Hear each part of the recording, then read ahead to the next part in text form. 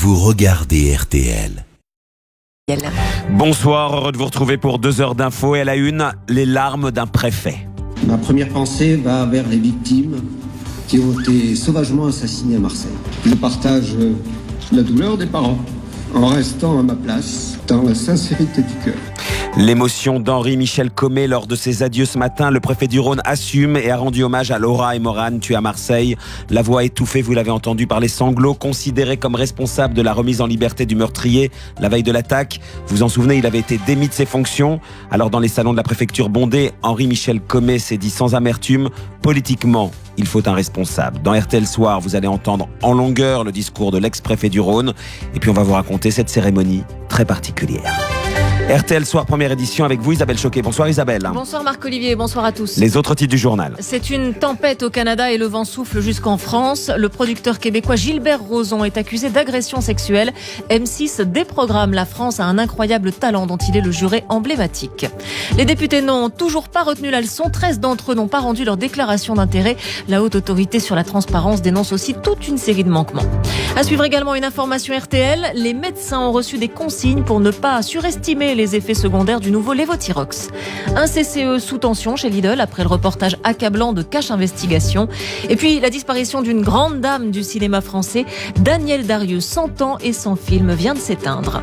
La bourse de Paris, elle termine en baisse de 0,29% à 5368 points. Les courses à Deauville, il fallait jouer le 10, le 15, le 7, le 4 et l'As. Et à la fin du journal, la question qui vous permet de comprendre l'actualité. Un commerce sur 4 a baissé le rideau dans les centres-villes. La faute aux zones commerciales, mais qui décide de leur implantation? Dans la foulée, journée spéciale maths sur RTL, le plus matheux de nos députés, le premier invité d'RTL Soir, Cédric Villani, qui vient d'être chargé d'une mission pour que la France obtienne enfin un 20 sur 20. Il y a du boulot. Puis direction les coulisses de l'actualité, fini le quai des Orfèvres, maintenant c'est le Bastion, la PJ parisienne inaugurée aujourd'hui ses nouveaux locaux. On vous y amène en coulisses. 18h30 Alain Duhamel et ce soir, la Catalogne en zone dangereuse. 18h35, pour les 60 ans de carrière de Pierre Perret, des artistes branchés, métissés, ont repris ses plus belles chansons. Pierre Perret, comme vous ne l'avez jamais entendu tout à l'heure. 19h15, on refera le monde. Bonsoir Patricia Charbonnier. Bonsoir. Et une nouvelle dégradation pluvieuse ce soir par le nord-ouest du pays. Oui, avec déjà de la pluie ce soir sur la Bretagne et cette nouvelle perturbation s'accompagnera en plus d'un coup de vent cette nuit sur la Manche. Des rafales à 90 km/h et d'ailleurs ces vents vont souffler fort demain toute la journée sur les départements côtiers de la Manche. Entre 70 et 80 km/h. La pluie, elle, va se décaler vers l'est. Des pluies qui vont faiblir dans la matinée, mais le ciel restera assez nuageux. Puis dans le sud, eh bien, les pluies sont encore actives et orageuses ce soir et jusqu'en début de nuit, avec toujours 2 départements placés en vigilance orange, l'Aude et l'Hérault. Et ensuite, demain, on retrouve des conditions météo plus calmes avec des températures comprises entre 15 et 26 degrés demain après-midi. Merci Patricia et à tout à l'heure. RTL Soir. C'est un homme bouleversé qui a fait ses adieux cet après-midi à Lyon. Écoutez bien donc le dernier discours du préfet du Rhône. Henri-Michel Comet a été démis de ses fonctions à la suite de l'attaque qui a coûté la vie à 2 jeunes femmes à la gare Saint-Charles à Marseille. Le tueur était un clandestin et un délinquant. Il aurait dû être expulsé, mais la préfecture n'a pas donné son feu vert. La sanction est tombée et c'est les larmes aux yeux que le préfet Comet s'est exprimé une dernière fois. Je ne représenterai plus jamais l'État. Mon uniforme pour aller au feu. Ma première pensée va vers les victimes qui ont été sauvagement assassinées à Marseille. Je partage la douleur des parents, des proches, des amis. Je la partage en restant à ma place, dans la sincérité du cœur. Je réitère avec force ma compassion et c'est pétri d'une grande confiance en notre beau et grand pays que je vous quitte. Cérémonie très émouvante à laquelle vous avez assisté pour RTL, Frédéric Perruche. Le discours a été longuement applaudi. Ah oui, 2 très longues minutes d'applaudissements nourris, vous l'entendez. Le préfet, accompagné par son épouse, a particulièrement ému l'assistance. Les 500 invités, chefs de la police, de la gendarmerie, de l'armée, procureurs, magistrats, personnel de la préfecture, tous solidaires d'Henri-Michel Comet, grand serviteur de l'État, limogé de manière expéditive, estiment certains, 7 mois seulement après son arrivée. Au premier rang dans l'assistance, des élus comme l'ancien président de la région, Jean-Jacques Kéran, des maires, des députés de droite et de gauche, mais quasiment aucun représentant de la République En Marche, pourtant très nombreux dans l'agglomération. Le maire de Lyon, comme le président de la métropole, fidèle de Gérard Collomb, n'était pas présent. Aucun député macroniste non plus, probablement gêné de s'afficher à la cérémonie d'adieu du préfet, sanctionné par le ministre de l'Intérieur et ancien maire de Lyon. Frédéric Perruche, donc à Lyon pour RTL. M6 est obligé de déprogrammer. La France a un incroyable talent. Gilbert Rozon est accusé de harcèlement et d'agression sexuelle. Rozon est l'un des piliers de cette émission à succès. Son rôle de méchant et son accent québécois font un tabac depuis la toute première saison, il y a plus de 10 ans. Au Canada, il est bien plus qu'un juré de télé-réalité. C'est un producteur incontournable, un pape du spectacle. Une plainte a été déposée contre lui, Jean-Alphonse Richard, et ça, ce n'est pas rien. Oui, parce que Gilbert Rozon, 62 ans, c'est effectivement une immense personnalité du spectacle. On connaît chez nous son visage de juré. Dans la France, a un incroyable talent, mais il est surtout l'un des producteurs les plus puissants du moment. Artiste, animateur, émission, pièce de théâtre, créateur en 1983 du festival Juste pour rire, marque vendue dans 150 pays, spectacle qu'il a rendu riche et célèbre. Gilbert Rozon venait d'être nommé à la tête des festivités du 375e anniversaire de Montréal. Tout cela explique donc cette déflagration provoquée par cette plainte déposée avant-hier auprès de la police de Montréal, des faits qui remonteraient à 1994, qui se seraient déroulés dans un hôtel parisien. La plaignante évoque un viol. Elle a expliqué aux policiers qu'elle n'avait pas déposé plainte jusqu'ici car elle pensait qu'on ne la croirait pas. 9 autres femmes, animatrices, comédiennes, machinistes, décrivent elles aussi des scènes d'agression sexuelle lors de tournages ou de festivals. L'une d'elles explique avoir eu la force de le repousser, mais pas la force d'aller voir la police. Gilbert Rozon avait plaidé coupable en 1998 pour avoir agressé sexuellement une jeune fille de 19 ans. Il avait alors promis de ne pas récidiver. Merci beaucoup Jean-Alphonse Richard du service police-justice de RTL.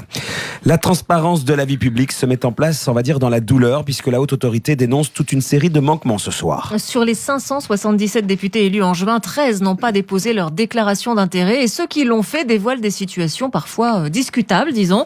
Bonsoir Dominique Tenza. Bonsoir. En résumé, malgré les Cahuzac et les Thévenoud, eh bien rien n'est réglé. Alors c'est mieux, mais effectivement on est encore loin d'une assemblée irréprochable. Vous le disiez, à ce jour, 13 députés n'ont toujours pas rempli leur déclaration alors que la date limite était fixée au 21 août et alors que la haute autorité leur a envoyé de nombreux rappels, plusieurs courriers sans réponse à ce jour. Il y a des hommes, des femmes de tous les partis d'ailleurs, la députée constructive du Nord Béatrice Descamps, l'insoumise de l'Ariège Bénédicte Taurine et même un député En Marche de la Loire Julien Borozic. Figurent aussi dans ces déclarations les salaires perçus par nos députés et on apprend à cette occasion que Marine Le Pen a décidé cet été, après sa défaite à la présidentielle, d'augmenter son salaire au titre de présidente du Front National.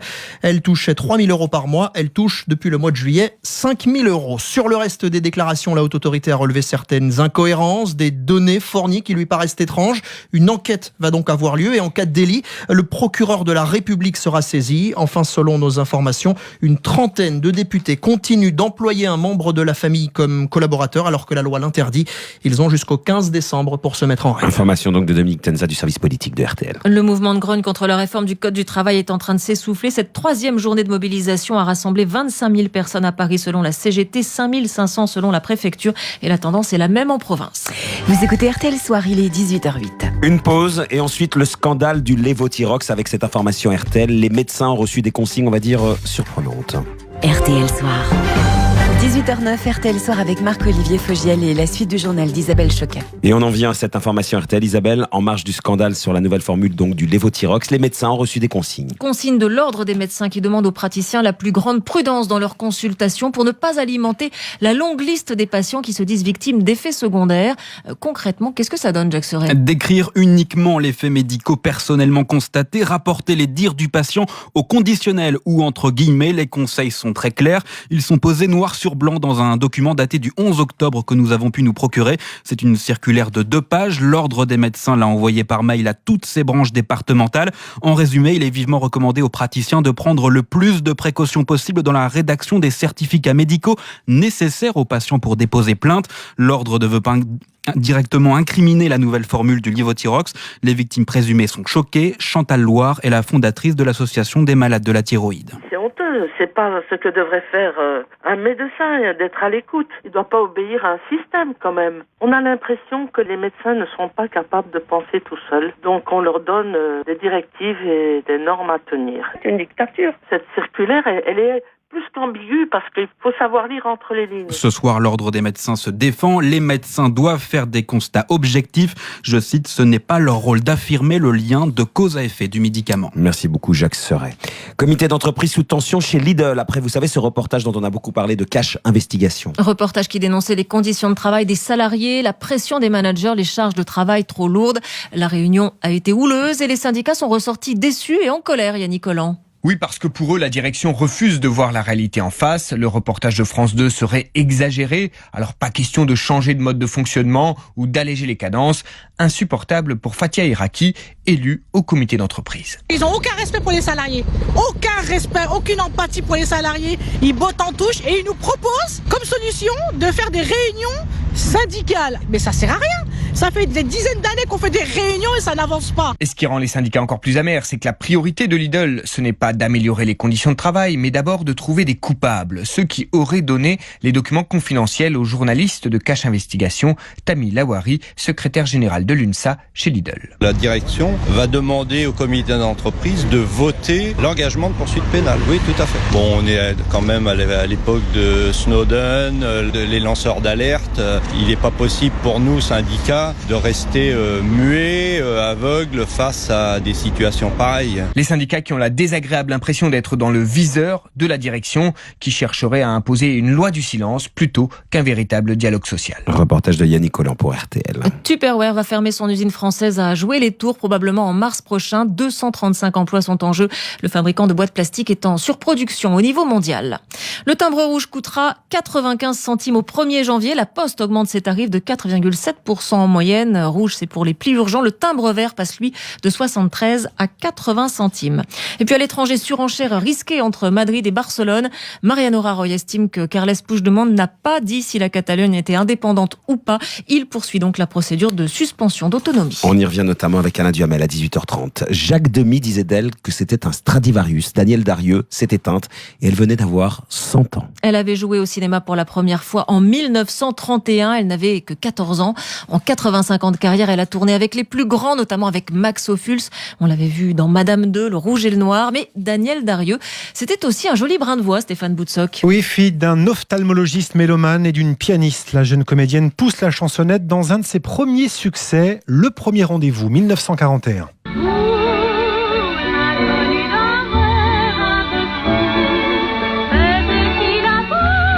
Un répertoire classique des années 40 qui va se moderniser avec le temps, preuve que Danielle Darieux savait aussi sentir les modes, les époques. 1967, elle apparaît et chante dans Les Demoiselles de Rochefort de Jacques Demy. Tiens, on a découpé une femme en morceaux rue de la Bienséance à 2 pas du château. On trouva ce matin une malle d'osier renfermant les morceaux de Pélagie Rosier. Et un des derniers metteurs en scène à avoir fait appel à son talent vocal, c'est François Ozon dans 8 femmes en 2001, avec cette très belle version de la chanson de Barbara, Il n'y a pas d'amour heureux. Temps d'apprendre à vivre, il est déjà trop tard, que pleurent dans la nuit nos cœurs à l'unisson. Merci Stéphane Boutsock. Isabelle, vous revenez à 18h30 et à 19h également avec le portrait justement de Danielle Darieux. À tout à l'heure. Les clés pour bien comprendre l'actualité. Fermeture définitive, un quart des boutiques ont déserté les centres-villes dans les communes de moins de 50 000 habitants, selon une étude dont on vous parle depuis ce matin sur RTL, publiée par LSA. La faute aux zones commerciales. Mais qui décide de l'ouverture de ces grandes surfaces en périphérie? Christophe Pondieu, bonsoir. Bonsoir. Eh bien, c'est une commission départementale d'aménagement commercial. C'est son nom et c'est elle qui donne son feu vert.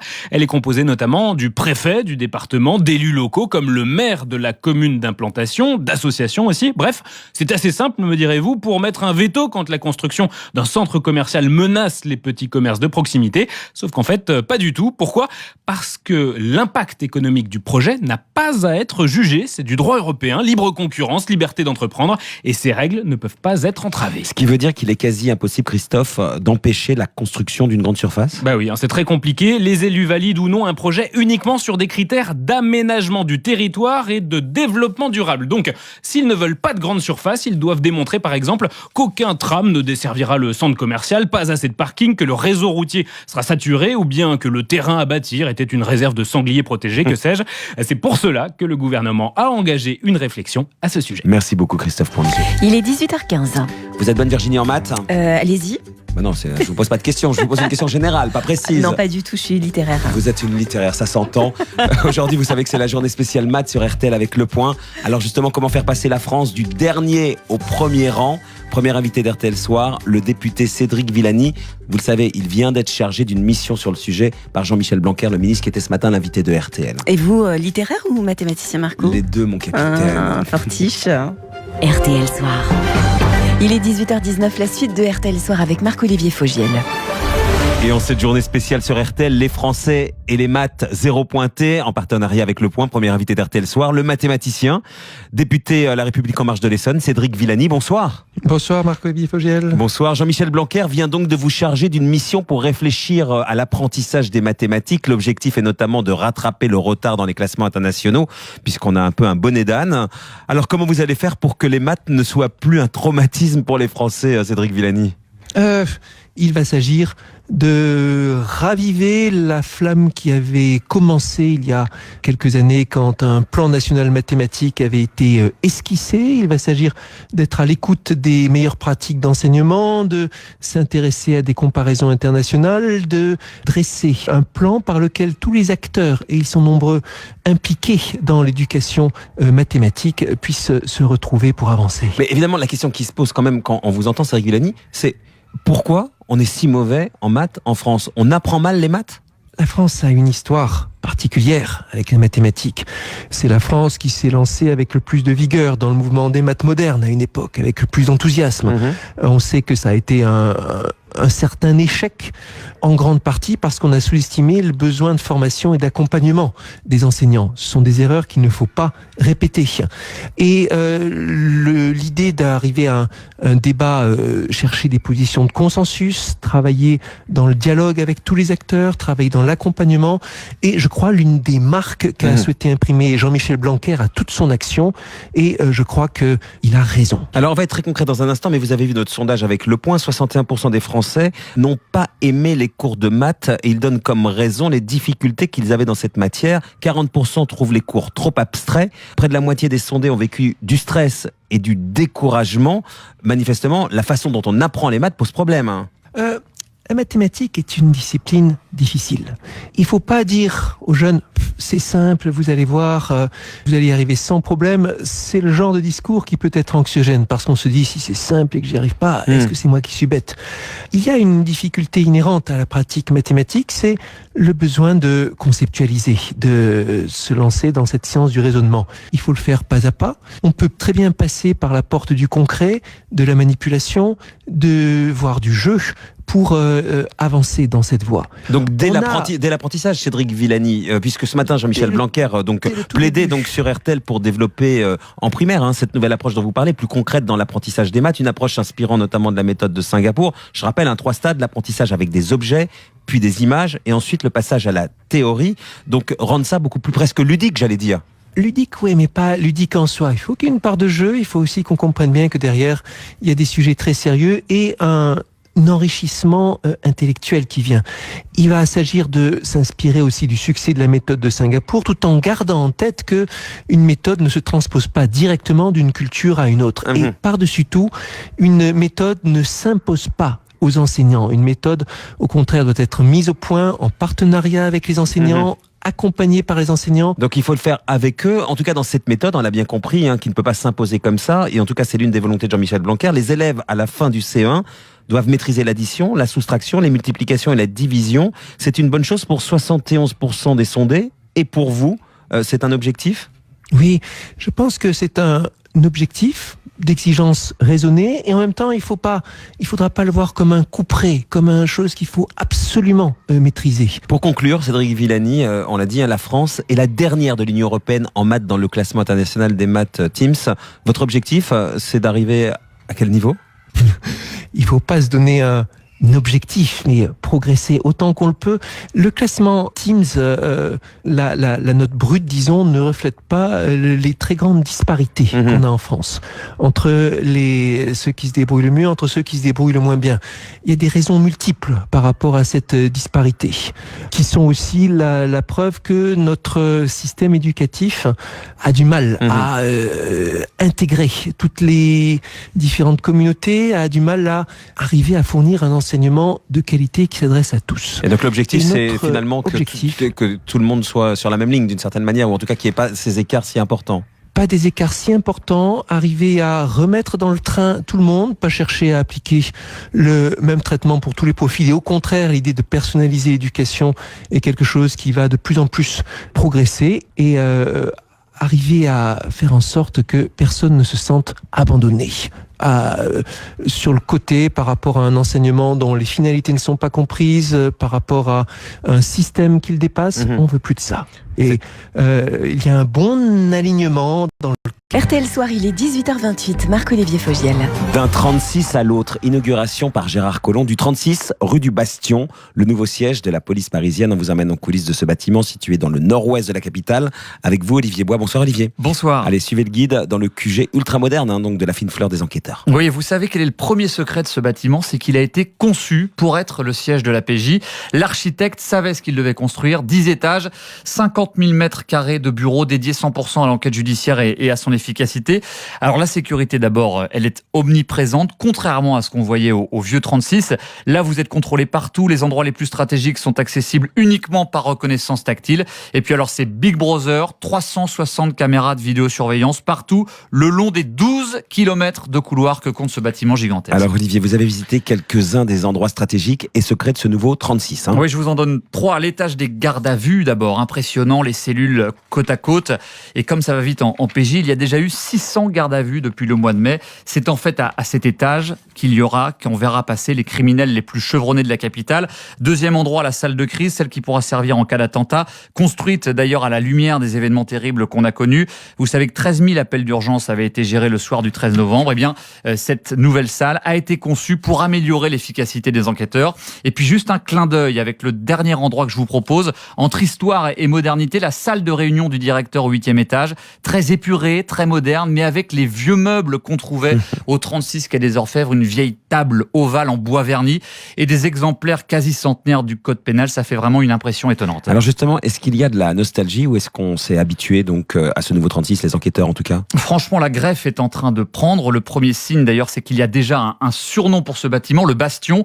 Les policiers aiment la modernité du lieu. En fait, ce qui passe le moins bien, c'est que le quartier objectivement est pas très sympathique encore, juste à côté du périphérique. Pas beaucoup de bars, pas beaucoup de restos, à peine de quoi fêter les belles enquêtes qui se terminent bien. Et ça, pour un enquêteur de PJ, c'est un manque. Les coulisses de l'actualité étaient signées Olivier Bois. RTL. 55% des cambriolages ont lieu entre 14h et 17h à la vue de tous. Alors n'attendez pas qu'il soit trop tard.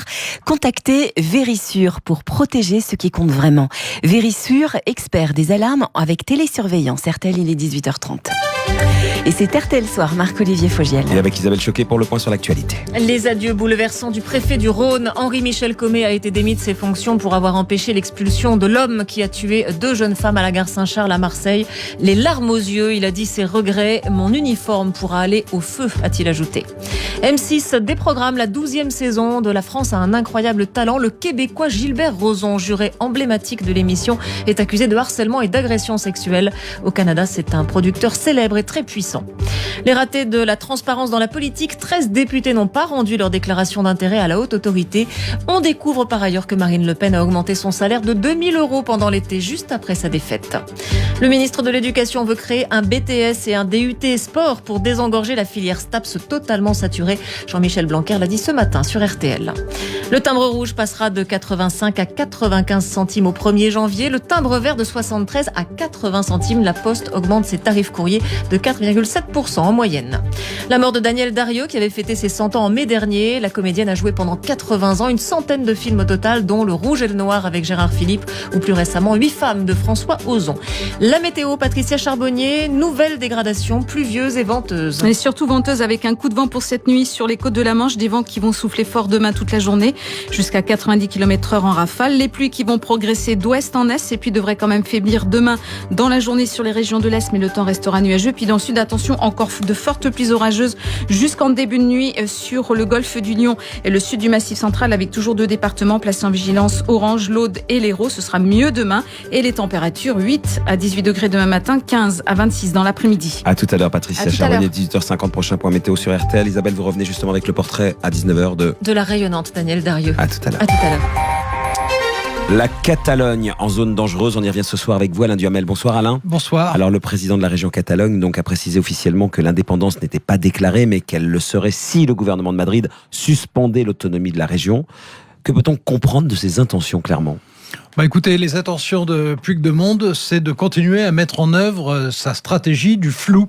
Vous savez qu'il avait annoncé que l'indépendance avait été votée, mais immédiatement suspendue. On lui a demandé des clarifications et il répond que l'indépendance n'est pas encore proclamée, mais qu'elle le sera si on met en œuvre l'article 155 de la Constitution qui doit être mis en œuvre. Bon, on voit très bien qu'il veut avant tout ne pas être celui qui apparaît comme le responsable de la rupture. C'est ça. À la fois vis-à-vis de l'opinion internationale, européenne surtout, et vis-à-vis des Catalans qui sont eux-mêmes très divisés.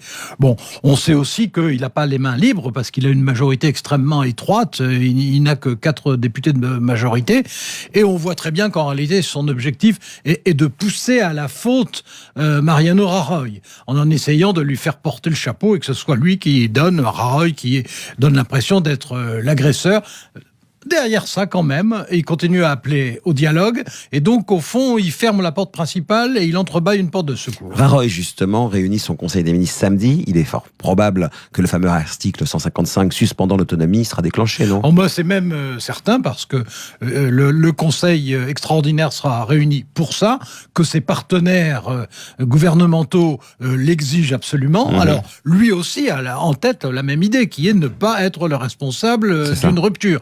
En réalité, ça va dépendre de la subtilité avec laquelle l'article 155, qui n'a jamais été utilisé, sera mis en œuvre. Parce que, ou bien il y a des mesures qui peuvent avoir l'air provocatrices, ou qui sont simplement trop dures, ou bien il peut y avoir des mesures beaucoup plus subtiles de nomination de tel ou tel personnage à titre provisoire pour exercer des pouvoirs locaux, etc.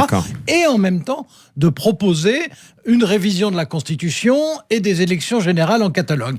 Est-ce que ce sera possible ou pas ? Ça va se jouer largement là-dessus. Et quels effets la crise Madrid-Barcelone produit-elle maintenant en Europe ? Un effet très clair, c'est que les séparatistes ont perdu la partie. C'est-à-dire que l'Europe est maintenant franchement contre toute tentative de sécession. C'est normal d'ailleurs de la part des États européens. Mais ce qui est frappant, c'est que là où il y a des sympathies régionalistes très affirmées, en Flandre, ou en Ulster, ou en Écosse, ou dans le nord de l'Italie, ce qui se passe actuellement en Catalogne a l'air visiblement d'être dissuasif. Pour eux, la Catalogne, c'est plutôt aujourd'hui un repoussoir qu'un encouragement. Merci beaucoup Alain et à lundi. RTL Soir, il est 18h35. À suivre. On l'a trouvée plutôt jolie, Lily. Elle arrivait des Somalies, Lily, dans un bateau plein d'émigrés qui venaient tous de leur plein gré vider les poubelles à Paris. Tout, vous saurez tout sur le zizi, le vrai, le faux, le laid, le beau, le dur, le bouquin, bon coup. L'ami Pierrot a prêté sa plume pour ses 60 ans de carrière. Pierre Perret et les Ogres de Barbac ont offert une deuxième vie à ses chansons. On souffle les bougies avec Pierre dans un instant sur RTL. RTL Soir. Savez-vous qu'avec Hello Bank, vous recevez 80 € pour toute première ouverture de compte ? Conditions sur Hello Bank.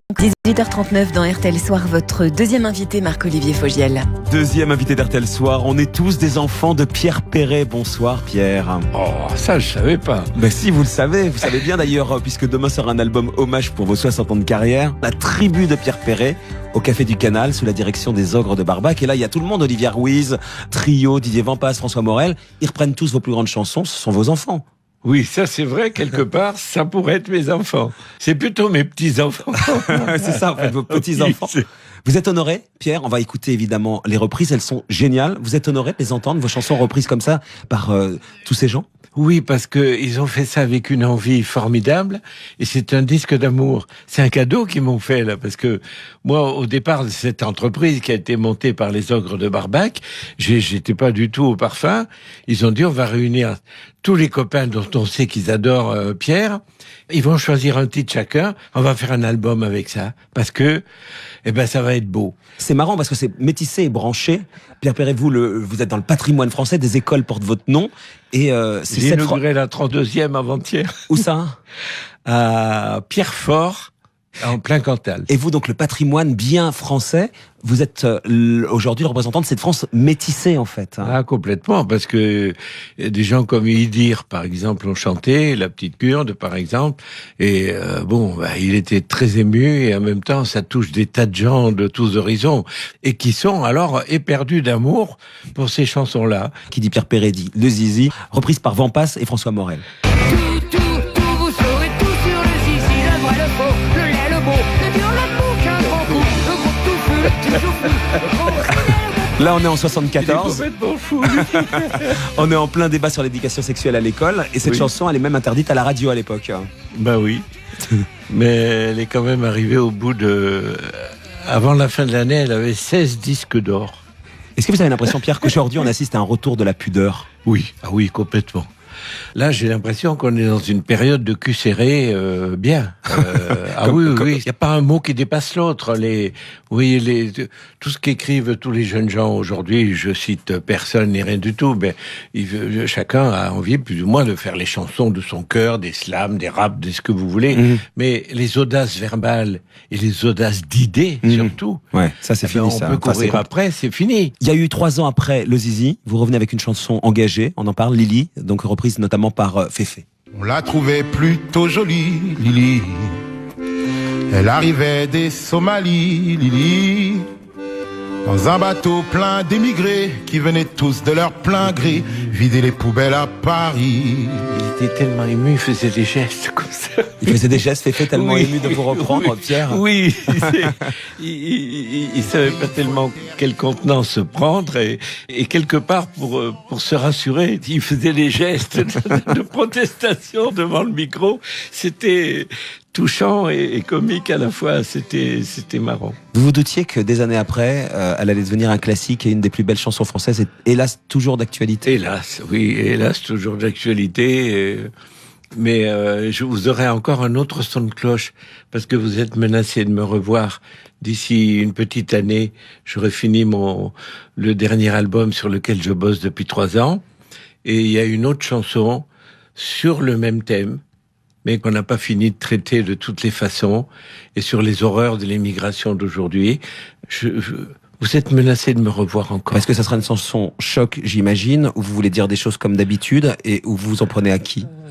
Il faudra attendre, c'est le suspense. Alors on va attendre un peu, Pierre, mais les politiques qui sont pas tous courageux avec l'accueil des immigrés... Il y a tout. Il y a tout ça ? Oui. Et par exemple, Angela Merkel, qui, elle, en accueille 1 million, mais qui est obligée aujourd'hui de réduire ses prétentions, ça vous fait mal au cœur ? Oui, quand on s'adresse à un problème si grave et si douloureux, on ne danse pas le tango. On fait pas un pas en avant, 2 pas en arrière. Et là, elle a fait 2 pas en arrière, contrainte, mais 2 pas en arrière. Voilà. On poursuit avec Mon Petit Loup, avec Flavia Coelho.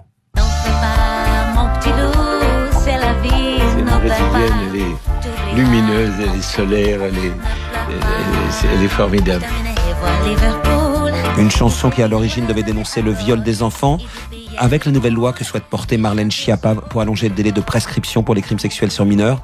Elle est d'actualité saisissante, cette chanson, finalement.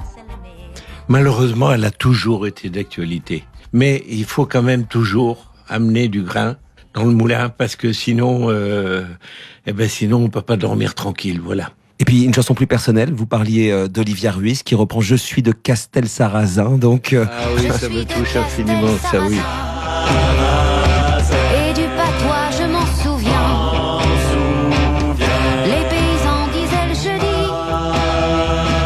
Bawan Mercata Sarrazi. C'est à Castelsarrasin, au café Dupont, tenu par vos parents, que vous avez appris la vie, Pierre, on le sait, vous nous avez raconté. Exactement, c'est mon pays, c'est mes parents, c'est mon enfance, je vais pas revenir là-dessus, vous l'avez dit, je l'ai déjà évoqué, mais en plus ce titre est particulièrement réussi avec l'orchestration des Ogres de Barbac qui est magnifique.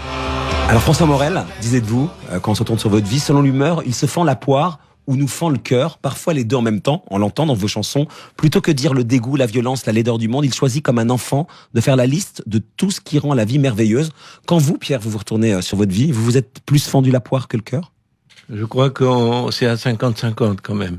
Tous les moments difficiles que j'ai eus, c'est parce que il y avait des fêlures quelque part et ça on peut pas les occulter. Bon, mais la vie continue Et il faut pas perdre le sens de l'humour, il faut pas perdre le sens de la dérision, il faut toujours, surtout, continuer à mettre le doigt là où ça fait mal.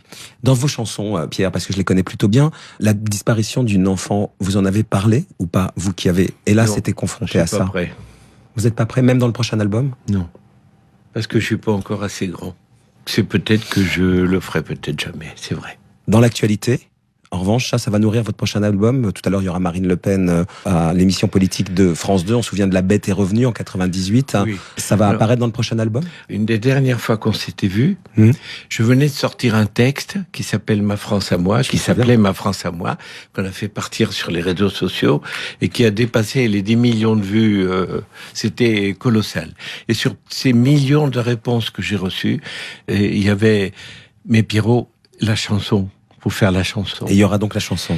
Et l'écriture, je suis à la fin de la chanson maintenant, qui m'a pris plus de 2 ans et demi d'écriture, voilà. Il y a l'album, le vôtre, qui sort demain, enfin le vôtre, celui de vos reprises. Vous serez aussi sur scène pour fêter vos 60 ans de carrière. Un grand concert le dimanche 10 décembre dans cette magnifique salle Playel. J'avais décidé ça pour moi, pour ponctuer mes 60 ans de chansons, puisqu'il y a 60 ans que je chante cette année. J'avais décidé de faire ce concert à Playel. Mais ils m'ont dit, mais nous aussi on sera là, ils veulent tous venir, ils seront tous là, tous ceux de l'album, ils seront là. Bravo Pierre Perret, dimanche 10 décembre, salle Playel. Pour se quitter, Pierre Perret avec les Ogres de Barbac. Fillette, le bonheur, c'est toujours pour demain. Le bonheur, c'est toujours pour demain. Et Fillette ne prend pas ma main. Et le bonheur, c'était ce soir de vous recevoir. Merci beaucoup Pierre Perret, merci beaucoup. Merci, vous êtes menacé de me revoir. Avec plaisir. Que de parler d'amour, encore je n'ose. Où sont mes amis qui seront fidèles? RTL Soir, il est 18h47. Et dans un instant, la météo avant RTL Monde. RTL Soir. 18h50, Marc-Olivier Fogiel. Patricia Charbonnier, un temps instable pour demain avec des vents forts sur les côtes de la Manche. Oui, des vents qui vont se renforcer à partir de ce soir au passage d'une perturbation qui donne déjà de la pluie sur la Bretagne. Et donc pour cette nuit, on attend un coup de vent sur les côtes de la Manche, des vents qui vont souffler demain tout au long de la journée jusqu'à 90 km/h en pointe. La perturbation, elle, va se décaler vers l'est demain dans la journée. Elle perdra de son activité. Ça restera quand même assez nuageux entre le centre Val-de-Loire, le Massif central et le Grand Est avec quelques pluies méfèmes. Et puis du côté de la Méditerranée, on a encore des pluies très actives et orageuses ce soir entre le sud du Massif central et le golfe du Lion. Et toujours 2 départements placés en vigilance orange jusqu'à ce soir 21h, l'Aude et l'Hérault. Mais demain, la tendance sera l'amélioration sur la moitié sud.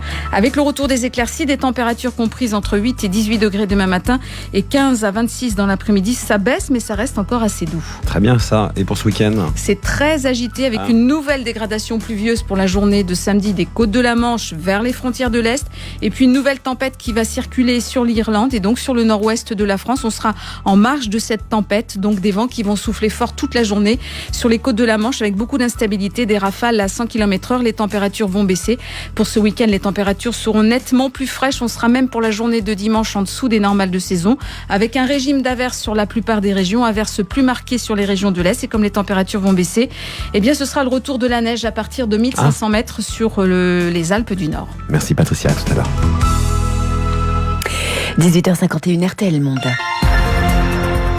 24 heures dans le monde avec vous, Isabelle Date, bonsoir. Bonsoir. Et à la une, 4 ans après la révolution de Maïdan, les protestataires ukrainiens redescendent dans la rue, et pour les mêmes raisons d'ailleurs. Oui, la corruption, la lutte contre la corruption des élites, qui en effet était l'une des revendications majeures du soulèvement de Maïdan, et reste l'une des exigences clés des soutiens occidentaux au pouvoir actuel issus de ce mouvement.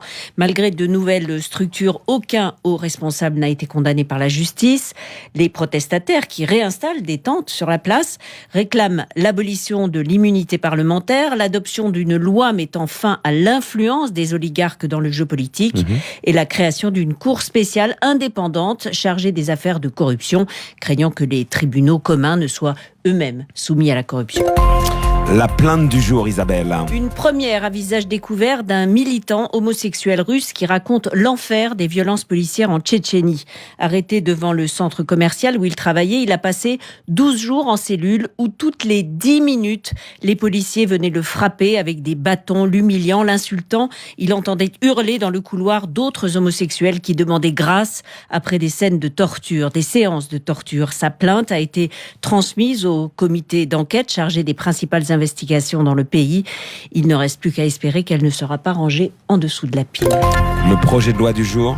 Un texte surnommé la loi française. Il est présenté par le Likoud, le parti du Premier ministre israélien, pour empêcher d'enquêter contre un chef de gouvernement en exercice. Évidemment, on pense tout de suite à Benyamin Netanyahou, visé par 2 enquêtes de police, l'une touchant à des cadeaux qu'il aurait reçus, l'autre sur un accord secret qu'il aurait tenté de conclure avec un quotidien populaire pour qu'il n'écrive que des choses gentilles sur lui. Mais comme cette loi n'est censée s'appliquer qu'à son successeur, les rumeurs vont bon train sur la possibilité que Netanyahou provoque des élections anticipées et se fasse réélire pour échapper à une mise en examen. Et puis le fou rire du jour. Ah oui. Alors, si je vous le fais écouter, c'est qu'on a davantage l'habitude de voir l'auteur de cette hilarité avec la tête des mauvais jours. Vous avez deviné qui c'est ? Non, un indice. C'est Vladimir Poutine. Ah, oui. Sa façon à lui de marquer sa stupéfaction quand son ministre de l'Agriculture suggère d'importer du porc en Indonésie. Poutine lui fait remarquer que c'est un pays musulman et qu'il ne mange pas de porc, mais comme l'autre insiste, si, ils le mangeront, il est incapable de contenir son fou rire. Il devait être particulièrement de bonne humeur. D'habitude, il profite du Conseil des ministres pour leur remonter les bretelles. Ça change. Oui, effectivement, le fou rire donc de Vladimir Poutine. Merci Isabelle.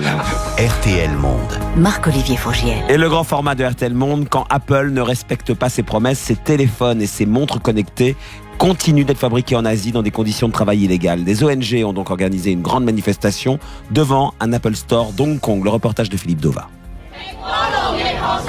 Apple traite les stagiaires comme des esclaves. C'est à ce cri que les étudiants de l'ONG hongkongaise SACOM se sont invités devant le plus grand des 6 Apple Store de la ville pour rendre publique leur enquête et dénoncer les conditions de travail dans les usines chinoises produisant les dernières nouveautés de la marque. Michael Ma, porte-parole SACOM. L'enquête que nous publions concerne l'usine Quanta Chongqing et Quanta Computer, les usines exclusives pour les Apple Watch 1 et 2 et principal fabricant de l'Apple Watch 3.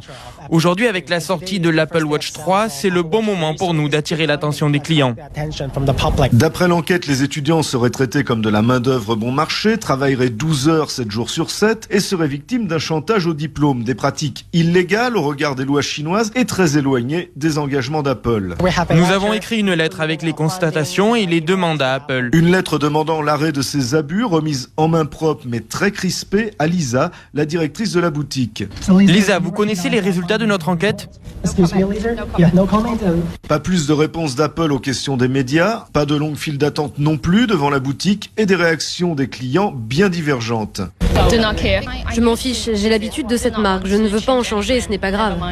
Je ne savais pas que ça existait, c'est très préoccupant si c'est vrai, parce qu'ils vendent leurs produits tellement cher.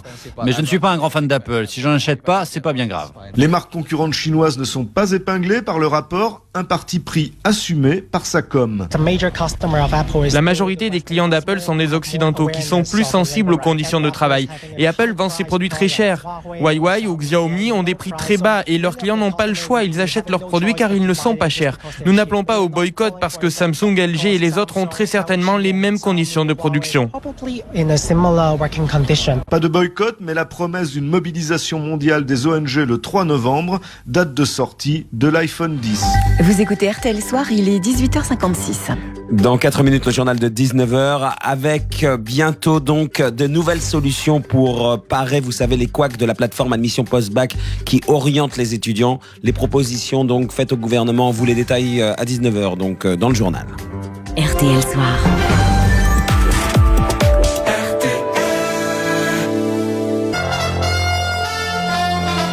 La suite de RTL Soir avec Marc-Olivier Fogiel et le journal de Céline Landreau. Bonsoir Céline. Bonsoir Marc-Olivier, bonsoir à tous. Et quelle solution pour mieux orienter les étudiants après les couacs de la plateforme Admission Post-Bac ? 11 groupes de travail ont planché sur le sujet et viennent de remettre leurs propositions à la ministre. Y a-t-il eu des failles dans le renseignement ? Les agents témoignent aujourd'hui dans le procès Mera. M6 déprogramme la diffusion de son émission phare. La France a un incroyable talent. Gilbert Rozon, membre du jury, est accusé d'agression sexuelle. Elle laisse derrière elle une centaine de films. Actrice centenaire et iconique, Danielle Darieux est décédée. Hommage d'Éric Emmanuel Schmitt à la fin de ce journal. Et après votre journal, on refera le monde sur RTL. RTL Soir. Comment sortir du fiasco d'APB, la plateforme d'admission post-bac qui doit orienter les étudiants, Céline ? Cible de toutes les critiques depuis cet été, elle doit être révisée par le gouvernement. Frédérique Vidal, la ministre de l'Enseignement supérieur, a promis la fin du tirage au sort. Il faut aussi soulager les filières en tension. 11 groupes de travail ont donc planché sur le sujet et viennent de remettre leur copie. Marie Guerrier, toutes les options sont sur la table. Oui, et tout le monde est d'accord pour dire que la future procédure qui remplacera le système APB doit être simple d'utilisation avec des règles claires et un processus transparent. Mais une fois qu'on a dit ça, on n'est pas plus avancé. On ne sait encore rien de cette future plateforme ni de son algorithme. Il est question de mettre en place un plan d'urgence pour la filière universitaire STAPS qui a particulièrement posé problème cette année. Alors d'abord en augmentant le nombre de places et puis aussi en créant d'autres cursus métiers du sport comme un BTS. Ce que la concertation n'a pas du tout tranché, c'est la question des prérequis. On nous dit d'ailleurs que les débats ont été vifs entre ceux qui veulent que l'accès à l'université reste libre, sans avis, sans recommandation, ceux qui disent qu'il faut informer les bacheliers du niveau de connaissances et d'exigences qu'ils vont devoir remplir, mais ensuite les laisser libres de tenter leur chance. Et puis l'autre possibilité, c'est que l'accès aux filières universitaires se fasse sous condition. Les bacheliers, s'ils n'ont pas le niveau, pourraient se voir proposer une année de transition ou de remise à niveau. La ministre Frédérique Vidal va devoir faire des choix. Elle a 2 semaines pour mener les ultimes discussions. Ces arbitrages sont attendus début novembre. Les explications de Marie Guerrier en direct donc pour RTL du ministère de l'Enseignement supérieur. La Haute Autorité pour la transparence de la vie publique rappelle à l'ordre les députés. 13 des 577 parlementaires élus en juin n'ont pas déposé leur déclaration d'intérêt ou de patrimoine dans le délai légal. RTL vous annonçait en début de semaine qu'Emmanuel Macron recevait les délégués de GMS, l'usine de la Souterraine. Eh bien, le rendez-vous est fixé, ce sera lundi à 16h. Mobilisation poussive aujourd'hui contre les ordonnances. La CGT revendique 25 000 manifestants à Paris, 2 fois moins que lors des 2 précédentes manifestations. La police, elle, n'a recensé que 5 500 personnes. Les services de renseignement auraient-ils pu éviter les crimes de Mohamed Merah ? Question lancinante au procès de son frère Abdelkader. Avec aujourd'hui les témoignages de ceux qui étaient chargés de sa surveillance. L'agent de liaison à Toulouse d'abord, puis l'ex-patron du renseignement Bernard Squarcini. 2 hommes qui ont livré à la barre des visions différentes, Guillaume Chiez. Oui, il y a d'abord Hassan, l'agent de liaison toulousain qui a surveillé les frères Merah pendant plusieurs années. Hassan en a acquis la certitude. Mohamed Merah est un homme dangereux. En 2011, il le signale à sa direction centrale. 2 agents parisiens descendent à Toulouse pour l'évaluer. À la fin de l'entretien, je me retrouve seul avec Merah. Tu nous as bien banané sur tes voyages, lance l'agent.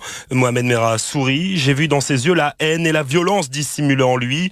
Pourtant, le dossier Merah ne sera jamais judiciarisé. Hassan le déplore. Bernard Squarcini, son patron, lui a répondu cet après-midi. Nous n'avions pas suffisamment d'éléments sur ses voyages pour déclencher une enquête préliminaire. Le chef du renseignement est également revenu sur le terme de loup solitaire qu'il a utilisé en 2012 pour qualifier Mohamed Merah. J'ai été mal compris. Il a appuyé seul sur la gâchette, oui. Mais pour moi, Merah a été armé, brasé tête par Abdelkader, par sa fratrie, sa famille et par les réseaux salafistes. Interrogé sur les ratés du renseignement, Squarcini répond du tac au tac. Des ratés, non. Des retards, oui, très certainement. Guillaume Chiez pour RTL. Des adieux amers et plein d'émotions. Le préfet du Rhône, limogé après l'attentat de Marseille, a quitté son poste aujourd'hui. Henri-Michel Comet a longuement rendu hommage aux 2 cousines victimes du terroriste sur le parvis de la gare Saint-Charles de Marseille le 1er octobre dernier, s'associant à la douleur des proches. Le préfet avait été sanctionné pour avoir relâché le tueur la veille du drame alors qu'il avait été interpellé pour un vol à l'étalage. Henri-Michel Comet a aussi profité de ce discours pour régler ses comptes avec la hiérarchie. Je ne représenterai plus jamais l'État. Mon uniforme pour aller au feu. Ma première pensée va vers les victimes qui ont été sauvagement assassinées à Marseille. Je partage la douleur des parents, des proches, des amis.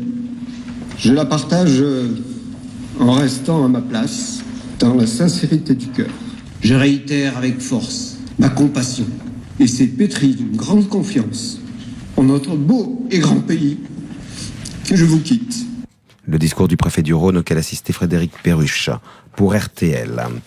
Dans le sillage de l'affaire Weinstein, témoignages et accusations se multiplient et visent désormais un autre producteur, le Canadien Gilbert Rozon. Connu en France pour être membre du jury de l'émission de M6, La France a un incroyable talent. Il est accusé de viol et d'agression sexuelle. Une plainte a déjà été déposée au Québec. 9 témoignages ont suivi.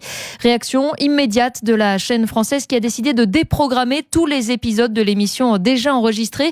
Décision éthique mais aussi économique, comme l'explique Philippe Nouchy, directeur de l'expertise média chez Publicis. Ils ont réagi très très rapidement, qui jusqu'à présent n'avait jamais été le cas sur des affaires de ce genre. La nouveauté, c'est que les chaînes anticipent ce buzz négatif et prennent les devants d'elles-mêmes. M6 se veut une chaîne familiale, populaire. Ils peuvent pas se permettre d'avoir un scandale. Après, ça reste quand même marginal dans le budget global de la chaîne. Le calcul est vite fait, oui, par rapport à la perte d'image que ça pourrait avoir et puis peut-être même perte de recettes publicitaires plus importantes après, si jamais ils avaient maintenu l'émission et que le buzz avait été très négatif. Philippe Nouchy, joint donc pour RTL par Laurent Marsic.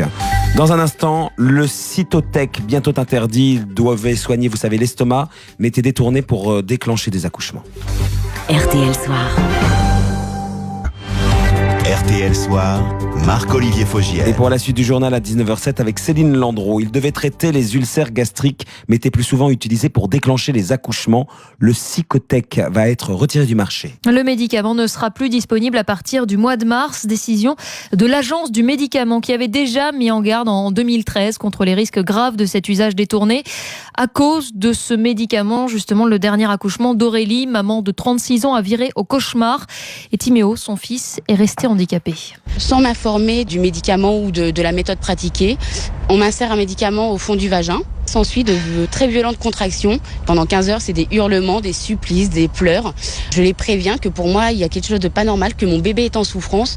J'ai l'utérus qui s'est déchiré d'un bout à l'autre. Et la rupture utérine a entraîné le manque d'oxygène à Timéo. Ce que je dis souvent pour résumer Timéo, c'est un petit garçon qui a toute sa tête et qui est prisonnier de son corps.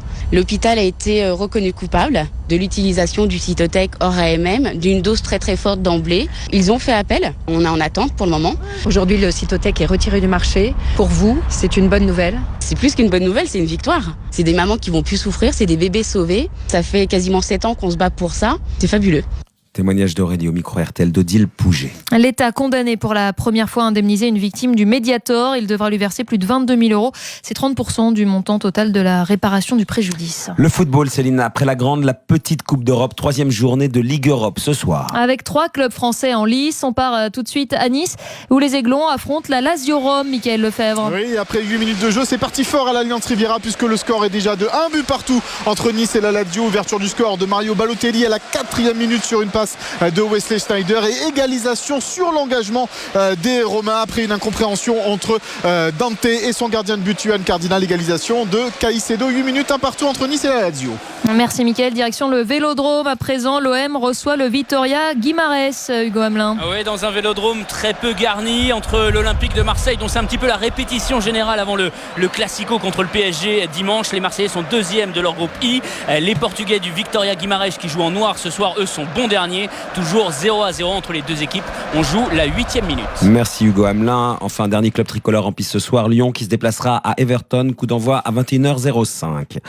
Actrice de légende, icône du cinéma français, la comédienne Danielle Darieux est donc décédée, elle avait 100 ans. C'est son compagnon, Jacques Jeanbrun, qui l'a annoncé avec ces mots mardi. Elle s'est endormie. Danielle Darieux laisse derrière elle plus d'une centaine de films, archétype de la beauté féminine d'avant-guerre. Les plus jeunes générations ont pu la découvrir dans 8 femmes de François Ozon. La comédienne avait aussi beaucoup joué au théâtre. En 2003, elle recevait d'ailleurs un Molière pour son interprétation, seule en scène, d'Oscar et la Dame Rose, l'histoire d'un petit garçon condamné par une leucémie. Son auteur, Éric Emmanuel Schmitt. Elle jouait ce texte-là pour des raisons profondes, mais pudiquement, évidemment, elle ne le disait pas. Elle avait perdu son fils adoptif quelques années auparavant et elle me disait qu'elle montait sur scène pour le faire vivre à travers Oscar. Et ça résume bien Danielle, c'est-à-dire une pudeur, une grâce qui faisait que on avait le sentiment d'être toujours en face d'un personnage positif, léger, Mais sa légèreté, c'était pas de la superficialité. Sa légèreté, c'était une grande politesse et une grande pudeur devant les horreurs du monde. Éric Emmanuel Schmitt, joint pour RTL par Stéphane Boutsock, et le portrait donc de Daniel Darieux dans un instant, avec Isabelle Choquet. À tout à l'heure, 20h, Céline. La météo pour demain, Patricia. Un temps très agité déjà dès ce soir avec une nouvelle perturbation qui donne de la pluie sur la Bretagne, et surtout cette perturbation va s'accompagner dès ce soir et demain tout au long de la journée de fortes rafales de vent sur les côtes de la Manche jusqu'à 90 km/h en pointe. Ensuite, cette perturbation va se égaler demain vers l'est en perdant de son activité, mais le temps sera très nuageux entre le Grand Est, le centre Val-de-Loire et le Massif central, avec encore quelques pluies mais faibles.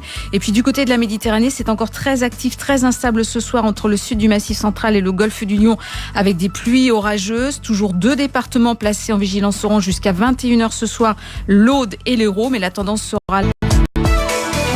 La femme du jour de RTL Soir avec vous, Isabelle Choquet. Rebonsoir. Rebonsoir. Elle avait fêté ses 100 ans au printemps. Elle a tourné plus de 100 films. Daniel Darieux vient de disparaître. Le portrait d'une femme lumineuse. Un photographe disait d'elle, une bougie suffit à l'éclairer. Daniel Darieux rayonnait. C'est ce qui a séduit tant de réalisateurs. Pourtant, le cinéma n'était pas sa vocation. Petite, elle se rêve en Dr Schweitzer. Elle veut soigner des lépreux en Afrique. Elle aime chanter. Elle a d'ailleurs l'oreille absolue et de fait, elle fredonne sans cesse. Elle est joyeuse. On parlera plus tard d'une actrice champagne, pétillante et légère. C'est confondre la légèreté et la simplicité. Je ne suis pas une actrice habitée, dira-t-elle un jour. J'entre dans un rôle et puis j'y suis, c'est tout. C'est une instinctive, une indépendante, ce qui lui vaut d'ailleurs un procès avec les studios américains Universal qu'elle a planté du jour au lendemain. Ça lui coûte pas mal d'argent et elle n'en a pas toujours car ce qu'elle gagne, elle le dépense aussitôt. C'est ce qu'on appelle une bonne vivante. Et le seul côté sombre de sa vie, Isabelle, c'est la période de la guerre. On lui a longtemps reproché d'avoir travaillé avec la Continental, la firme allemande installée à Paris, et d'avoir participé à un voyage de promotion à Berlin. À l'époque, elle vient de divorcer de son premier mari, le réalisateur Henri Decoing, et elle est folle amoureuse de Porfirio Rubirosa, diplomate dominicain et playboy. Il est arrêté et emprisonné à Baden. Elle racontera plus tard qu'elle n'est allée à Berlin que pour garantir sa sécurité, que les nazis l'ont fait chanter et que c'est Decoing qui l'avait poussée à signer avec les Allemands. À la Libération, elle est convoquée par les services d'épuration, mais l'homme qui doit la juger alors, c'est Henri Decoing. Fin de l'histoire. Et après la guerre, on va découvrir une autre Daniel Darieux. Plus profonde, plus mûre forcément, plus fragile aussi. Si je sens qu'on ne m'aime pas, je suis affolée, dit-elle. Son 3e mari, Georges, va l'aimer pendant plus de 40 ans. Ensemble, ils adoptent un enfant, Mathieu. Elle achète une île bretonne où ils vivront heureux jusqu'à la mort de Georges en 91. Là, en 4 ans, elle perd son mari, mais aussi son fils, sa sœur et son frère. Grand chagrin dont elle ne parle jamais. Il ne faut pas embêter les gens avec ses douleurs, dit cette grande discrète. Seuls ses films racontent qui elle était. Elle a tourné tant qu'elle a pu, aimé jusqu'à la fin. Son dernier amour a 20 ans de moins qu'elle. Et elle ne craignait pas la mort. Elle qui disait que l'inévitable n'a pas d'importance. À demain, Isabelle, pour le journal. À demain. Allez, on va refaire le monde dans un instant. Menu ce soir, la fin de l'ISF. Encore, mais oui, décidément, l'ISF, la suppression a du mal à passer. Marine Le Pen qui joue sa survie ce soir sur France 2. Et comment rendre cool les maths. RTL Soir.